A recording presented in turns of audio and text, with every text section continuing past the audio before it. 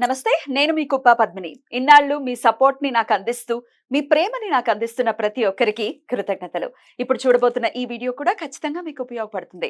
Like, share and subscribe చేసి మీ ఇష్టాన్ని, అలాగే మీ సపోర్ట్‌ని నాకందించండి. అలాగే ఈ వీడియో పట్ల మీ అభిప్రాయాన్ని కామెంట్ సెక్షన్‌లో కామెంట్ చేసి నాకు తెలియజేయండి. నమస్తే. నమస్తే. Welcome to our channel. నేను పద్మిని. ప్రస్తుతం మనతో పాటు ప్రముఖ ఆధ్యాత్మికవేత్త, జ్యోతిష పండితులు, అమ్మవారి సేవకులు, దత్త గణపతి ఉపాసకులు మురళీధర శర్మ గారు మనతో పాటు ఉన్నారు. మాట్లాడదాం. మురళి గారు నమస్తే.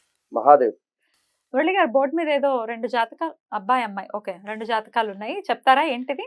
రీసెంట్‌గా నిన్న, మొన్న ఒక జాతకం చూడడం జరిగింది. వారు ఏమిటి అంటే, ఈ అమ్మాయి నా దగ్గరికి రావడం జరిగింది. వాళ్ళ పేర్లు గాని, ఏరియా గాని ఎందుకు అవసరం లేదు. పేర్లక్కర్లేదు. హ్మ్. హ్మ్. అయితే ఈ అమ్మాయి ఒక అబ్బాయిని ఇష్టపడడం జరుగుతున్నది. ఈ జరిగేటువంటి సందర్భంలో అమ్మాయి అబ్బాయిని ఇష్టపడుతుందా? అమ్మాయి అబ్బాయిని ఇష్టపడుతుంది. అమ్మాయి పెద్దమ్మాయా ఆ! అబ్బాయి కంటే? అవును. అయితే ఇక్కడ రైట్. ఇదే పరిస్థితిలో హ్మ్. మరి నేను ఇంట్లో చెబితే ఒప్పుకుంటారా? లేదా? అనేటువంటి విషయం కావచ్చును. హ్మ్. లేదా నా జాతకంలో లవ్ మ్యారేజ్ ఉందా లేదా అనేటువంటి విషయం కావచ్చును. లేదా పెద్దవాళ్ళు ఒప్పుకున్న తర్వాత నాకు పెద్దవాళ్ళ సమక్షంలో వివాహం జరుగుతుందా అనేటువంటి క్వశ్చన్ కావచ్చును. నిజంగానే వివాహం జరిగింది. హ్మ్. మరి సంతానం బాగుందా? సంతానాధిపతి గాని. లేదా మా ఇద్దరికి అంటే ఇప్పుడు నేను ఒకటే చెప్తున్నాను ప్రతి వీడియోలో కూడా. ఏదో గణాలు కలిసింది, ఏదో వర్గులు కలిసింది చేసేయండి అనేటువంటి విధం కాకుండా తప్పకుండా ఓ రూపాయి ఖర్చయితే ఖర్చయ్యింది కావచ్చును. ఎన్నో లక్షలు పెట్టి వివాహం జరిపించే అటువంటి దాంట్లో మాకిచ్చే అటువంటి ఫీజు పెద్ద లెక్క కాదు. హ్మ్. ఇది మాత్రం నేను అక్షర సత్యం ఇది. కనుక అక్కరాని ఖర్చులు ఎన్నో ఉంటాయి. ఒక వివాహం జరిగేటువంటి సందర్భంలో కనుక మీ పిల్లవాడైనా, మీ అమ్మాయి అయినా కలిసిమెలిసి ఆనందంగా ఉంటే మంచి ఫలితం ఉంటుంది. ఇప్పటికీ నా కండ్ల ముందు నేను అంటే గత ఈ ఒక 9, 10 ఏళ్ల నుండి వాస్తవానికి కూడా చాలామంది కూడా అంటే ఓకే. గణాలు బాగున్నాయా? పేర్ల మీద కలిసిందా? లేదా ఆ పేరు చేంజ్ జేసుకోవాలా? ఇదే సతమతం అయ్యేటువంటి సందర్భాలే మొత్తము కూడా. హ్మ్. ఎందుకంటే ఒక జాతకం మీరు జన్మించినటువంటి స్థానంలో ఏర్పడినటువంటి లగ్నం ఏదైతే ఉందో దీన్ని ఎవరు మార్చలేరు. దశలుంటవి. ఆ దశల ఆధారంగా చేసుకునేటువంటి పరిస్థితులు. ఇక్కడ ఈ యొక్క అమ్మాయిది లగ్నం వచ్చేసి తుల అయింది. ఆ అబ్బాయి లగ్నం మేష లగ్నమయింది.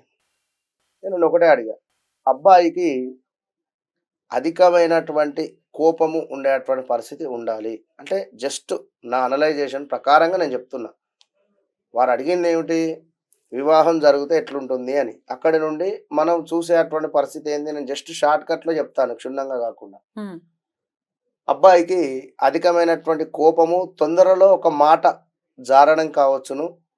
లేదా మాటకు సంబంధించినటువంటి ఇబ్బంది ఏదైనా ఉండాలి. లేదా ఎక్కువగా కూడా ఏదో మాటలతోనే భయపెట్టాలి అనేటువంటి విధంగా ఉండేటువంటి స్వభావం ఉండాలి అనేటువంటి విధంగా అడగడం జరిగింది. ఇక రెండోది ఇతనికి అన్నయ్య ఉన్నాడా? లేదా అక్కయ్య ఉందా? అనేటువంటి సందర్భంలో తప్పకుండా కూడా వీరికి ఒక అక్క ఉంది అని చెప్పడం జరిగింది అతను. మరి ఆ యొక్క అక్క ఏవైనా లవ్ రిలేటెడ్‌లో గాని, మేనరికం గాని వివాహం జరిగిందా అని అడగడం జరిగింది. అవును గురువుగారు. వారు లవ్ మ్యారేజ్ చేసుకున్నారు. వారు యూఎస్‌లో సెట్ అయ్యారు అని చెప్పింది. సరే ఓకే.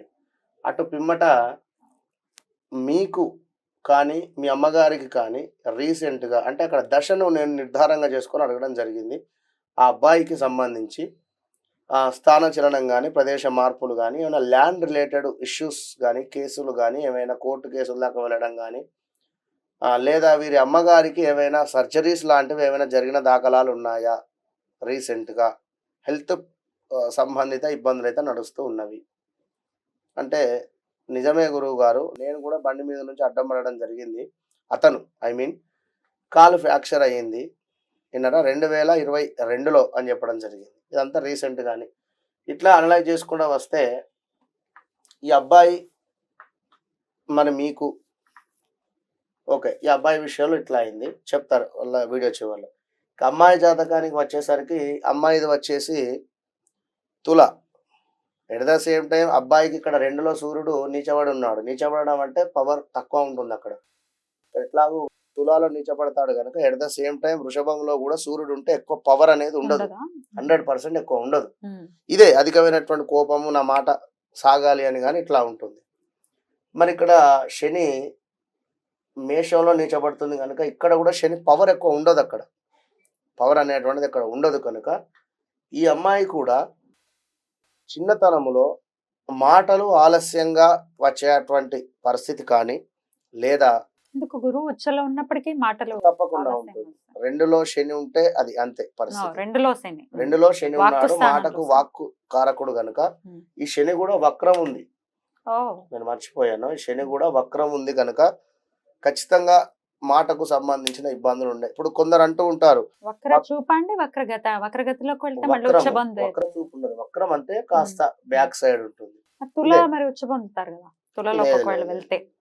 ఆల్రెడీ ఇక్కడ శని ఉన్నటువంటి డిగ్రీస్ బట్టి ఉంటుంది. మళ్ళీ ఇక అది ఉమ్. ఓకే. ఆల్రెడీ 27 డిగ్రీలు, ఒకవేళ తక్కువ డిగ్రీస్ లో ఉంటే తప్పకుండా అందులోకి వెళ్ళిపోతారు. అమ్మ బాగుంటుంది. ఉమ్. ఇక ఇక్కడ విషయం ఏమిటి అంటే ఇప్పుడు కొందరు మొన్న రీసెంట్ గా ఒకరు మా జాతకం గురువు గారు, మా పిల్లవాని జాతకము ఎప్పుడు చూసినా ఇప్పుడు 2020లో జననం జరిగింది. 3 ఏళ్ళు పూర్తి అయిపోయాయి. ఏదో ఒక కోపంగా ఉంటున్నాడు. ఒక స్మైల్ అనేది లేదు. పిల్లలు ఎట్లుంటుంది, బీ స్మైల్ అన్నట్టుగా ఉంటారు. మనం ఏమైనా అనగానే నవ్వుతారు. ఇట్లాంటిది లేదు. ఒక ఏదో కోపంగా ఉండేటువంటి పరిస్థితి. అసలు తనకు నచ్చినటువంటి మాట మాత్రమే తను మాట్లాడుతున్నాడు. మనం ఏదైనా అనుమని చెప్పినా లేదా మాట్లాడమని చెప్పినా కూడా ఏది మాట్లాడటం లేదు. 2021 అనుకుంటా సారి. అయితే అంటే స్పీచ్ థెరపీ అయితే తీసుకొని వెళ్తున్నారు అంటే వారికి చెప్పే అమ్మ ఇంకా 2వ దశ స్టార్ట్ కాలేదు. 2లో కొన్ని గ్రహాల మూలకంగా ఈ విధంగా ఉంది. 2024 ఎండింగ్ కల్లా 25 ఏప్రిల్ వరకు తప్పకుండా చేంజెస్ వస్తుంది అనేటువంటి విషయం చెప్పడం జరిగింది. ఇట్లా ఇప్పుడు ఈ అమ్మాయిది కూడా శని వక్రం ఉన్నప్పటికీ ఇక్కడ తులాలో ఉచ్చబొందుతుంది. బట్ శని మాత్రం కొంత ఇబ్బందికరమైనటువంటి వాతావరణమే ఉంటుంది. ఇక 3లో రాహు ఉండడం చేత చెప్పిన మాట వినేటువంటి పరిస్థితి చాలా తక్కువ ఉంటుంది. ఇప్పుడు పాము చెవులు అంటారు కదా, అట్లా ఉంటుంది. ఎవరైనా చిన్నగా మాట్లాడినా కూడా వీరికి అర్థమయ్యేటువంటి పరిస్థితి ఉంటుంది. మరి ఇక్కడ పెద్దవారు ఒప్పుకుంటారా ఒప్పుకోరా అనేటువంటి విషయం చూసినట్టయితే ఇక్కడ సప్తమాత బుధ శుక్రుడు సూర్యుడు ఉన్నారు. బుధుడు శుక్రుడు ఎప్పుడైనా కూడా లవర్స్ వారు. అవునా? బుధ శుక్రులు 3వ స్థానంలో కానీ, పంచమాత కానీ లేదా 9వ స్థానంలో కానీ ఇట్లా కొన్ని స్థానాలలో ఉంటే ఖచ్చితంగా వారికి మేనరికం వివాహము లేదా లవ్ మ్యారేజ్ జరిగేటువంటి ఛాన్సెస్ ఎక్కువగా కూడా ఉంటాయి.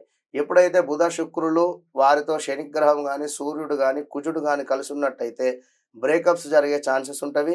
భార్యాభర్తలలో కూడా విపరీతమైనటువంటి గొడవలు ఏర్పడేటువంటి పరిస్థితి ఉంటుంది. అయితే ఇక్కడ సూర్యుడు ఉన్నాడు కనుక సూర్యుడు పెద్ద గ్రహం. ఇంట్లో పెద్దవారు ఒప్పుకోవడానికి ఛాన్సెస్ చాలా తక్కువ ఉంటుంది కనుక కొంత ఇబ్బందికరమైనటువంటి వాతావరణం ఉందమ్మా అని చెప్పడం జరిగింది. ఇంకా అంతా అయిన తర్వాత వయసు తక్కువ మీరు అన్నట్టుగా అబ్బాయిది వచ్చేసి 91, అమ్మాయిది వచ్చేసి 94, 95 అట్లా అయింది. గురుసన్ను చూసి తెలిసిపోతుంది. విన్నారా? ఉమ్. అయితే ఇక్కడ మరొక విషయం ఏమిటి అంటే ఒక కోణం నుండి ఆ అబ్బాయి మేనబావ అవడం జరుగుతున్నది, మరొక కోణం నుండి కజిన్ బ్రదర్ అవడం జరుగుతుంది. అవును, విన్నారా? ఇప్పుడు సమాజం ఒప్పుకోదు కదండి. ఇప్పుడు బ్రదర్ ని పెళ్లి చేసుకుంటాము అని అంటే ఇంట్లో వాళ్ళు ఎడదిరిగి ఒప్పుకోరు, సమాజం నేను కూడా అదే చెప్తున్నా accept అమ్మా. చేయదు కదా. ఇటు తల్లి తరపు నుండి మేనమరదలు అయ్యేటువంటి పరిస్థితి ఉంది. ఇక్కడ తండ్రి తరపు నుండి చెల్లెలయ్యారు. చెల్లెలు అయ్యేటువంటి పరిస్థితి ఉంది. చెల్లెలు ఇట్లా అయితే అక్క అయితే వారు పెద్దది కదా. అక్క వారి బాండింగ్ ఇక వారు అది ఎట్లా అనేటువంటిది అది వారి కర్మ మీదనే విడిచిపెట్టేటువంటి పరిస్థితి. Just ఇంకెంతకి పెళ్ళి అయిందా? chat. ఇది నేను నిన్న మొన్ననే చాట్ చెక్ చేశాను. మీరు కాస్త కుదరదు అని చెప్ప ఇబ్బందికరమైనటువంటి వాతావరణం. ఎందుకంటే ఆల్రెడీ ఒక ఆప్షన్ ఇక్కడ వాళ్ళ అక్క తీసేసుకుంది. ఇక్కడ ఈ బుధ శుక్రులకు సంబంధించినటువంటి బలము వారి అక్కగారికి రావడం జరిగింది, అయిపోయింది. కనుక మరలా వీరికి దశ వచ్చినా రాకున్నా ఇబ్బందికరం ఉంటుంది.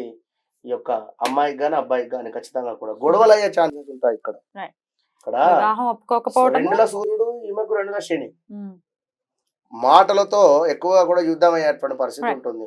కనుక ఒక అండర్స్టాండింగ్ అయిన తర్వాత ఎందుకు చేసుకున్నా ఈ పెళ్లి నాకు వద్దు అనేటువంటి పరిస్థితి ఉంటుంది. కనుక ముందే ఏదైనా చూసుకొని ముందుకు వెళ్తే మంచి ఫలితం ఉంటుంది. రైట్. సో జాగ్రత్తగా అంటే ఇది మామూలుగా ఎగ్జాంపుల్ కి చెప్పారు కానీ ఒక వివాహ పొంతన అనేది ఏదో పాయింట్స్ తో చూసుకునేటటువంటి విషయం కాదు. కాదు. డెఫినెట్ గా గ్రహస్థితి ఎలా ఉంది అనే దాన్ని బట్టి బేరీజ్ వేసుకుని అంతే. మనం ఒక డెసిషన్ తీసుకోవాల్సినటువంటి పరిస్థితి ఉంటుంది కాబట్టి వివరంగా తెలియజేస్తున్నారు బోర్డు వేసి. మరి మరొక మాట ఇక్కడ ఉమ్. 8లో చంద్రుడు నీచబడి ఉన్నాడు నీచబడ్డాడు. అవును. కనుక ఈ అబ్బాయికి తల్లి ప్రేమ దూరం. ఉమ్. విన్నారా? ఉమ్. వీరి నాన్నగారు రెండవ వివాహం చేసుకోవడం జరిగింది. రైట్. ఆ? ఇక్కడ ఈ అమ్మాయికి వచ్చేసి 6లో చంద్రుడు ఉండడం జరిగింది. విన్నారా? కనుక ఈ అమ్మాయికి కొన్ని స్కిన్ రిలేటెడ్ కావచ్చును, లేదా తల రిలేటెడ్ ఇష్యూస్ ఉండే ఛాన్సెస్ ఉంటుంది. Right. ఎప్పుడైతే చంద్రుడు సరిగా ఉండరో వీరికి తల్లి ప్రేమ కరువు అని చెప్పవచ్చు. చాలా చక్కగా వివరించారు. కృతజ్ఞతలండి. నమస్తే. మహా